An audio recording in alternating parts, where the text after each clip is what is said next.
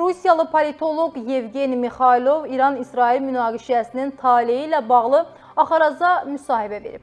O, müsahibəsində bu münaqişə fonunda İranda rejimin dəyişib-dəyişməyəcəyi, o cümlədən bu müharibənin uzunmüddətli münaqişəyə çevrilib-çevrilməyəcəyi ilə bağlı proqnozlarını açıqlayıb. Stat. Həqiqətən, ümid edirəm ki, münaqişə azı bir həftəyə yekunlaşacaq. Baxmayaraq ki, hər şey İranın öz idealları və beynəlxalq aləmdəki mövqeyi uğrunda sona qədər mübarizə aparmağa hazır olduğunu göstərir. İsrailin İranda rejimi dəyişmək məqsədi var. Amma bunun baş verəcəyinə şübhə edirəm.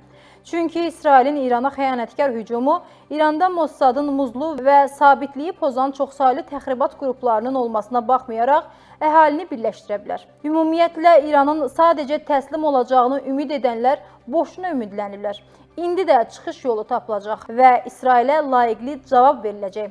Mən buna həqiqətən ümid edirəm. Çünki İsrail çox irəli gedir. Statın sonu. Ölkəmizin İranla qonşuluğunu vurğulayan ekspert bu durumda Azərbaycanın hava məkanının Avropa ilə Asiyanı birləşdirən yeganə dəhliz olaraq qaldığını və münaqişə şiddətlənərsə, Azərbaycanın çox çətin günlər keçirəcəyini bildirib. Stat. Qaçqınlara diqqət etmək lazımdır ki, bu həqiqətən də çox ciddi bir vəziyyətdir.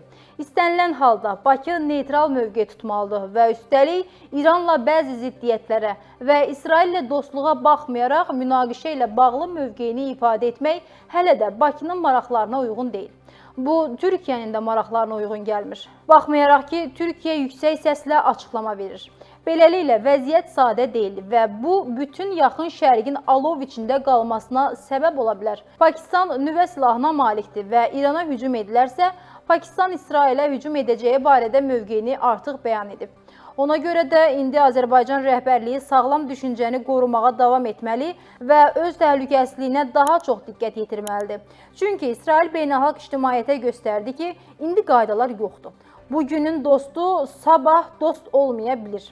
Belə bir illüziyaya qapılmağa ehtiyac yoxdur ki, Azərbaycanda terror hücumu həyata keçirə biləcək kəşfiyyatçı qruplar yoxdur.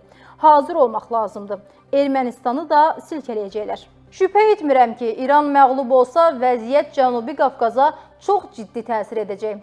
Gürcüstan da silkələnməyə başlayacaq. Statın sonu.